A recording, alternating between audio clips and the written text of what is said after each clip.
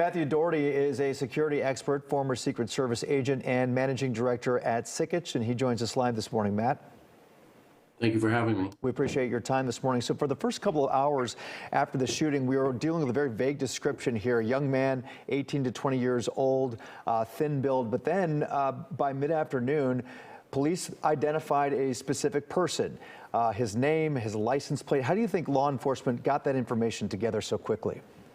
I doubt it was done forensically directly by the police department. Once a physical security description came out, it's fairly likely that either anonymous reporting or some responsible adult in that person's life came forward, knowing that description and knowing how troubled that person was and his interest in targeted violence. What else can you tell us, though, about his past? Do you think that, based on what you've seen so far, that he was on the radar of law enforcement?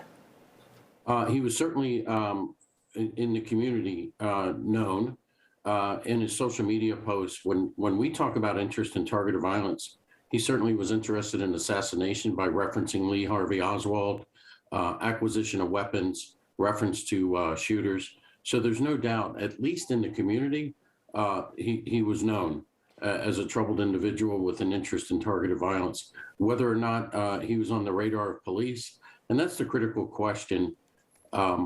Threat assessment is not about making an arrest. It's about gathering that type of information and trying to have an early intervention as soon as possible. And we were told by police yesterday that he was known to law enforcement. The extent of that, we don't exactly know. But even, I mean, going through some of these social media platforms, you mentioned some of the things that were posted. Is there anything that could have been done earlier to prevent anything? Well, and that's the key. When you gather that information, you're trying to determine whether someone has the intent, motivation, and capability of carrying out an attack like this, and certainly he did. The key is, hopefully, law enforcement knows to have a threat assessment where maybe a court-ordered mental health treatment, looking at acquisition of weapons, whether it be family members allowing him access, to have that intervention. Let's take away that capability to carry out this attack. Yeah, that's what I was going to ask you here. What are your sources saying this morning about whether or not he was able to purchase that gun legally?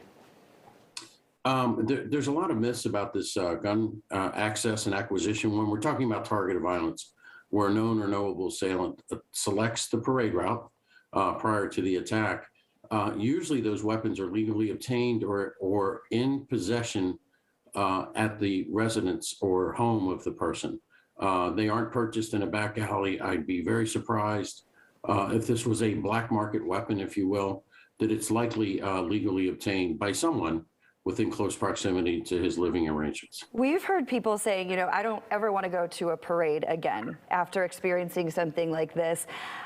Do you know, I mean, there were officers armed along this parade route. How do you keep people safe in a scenario of any public event?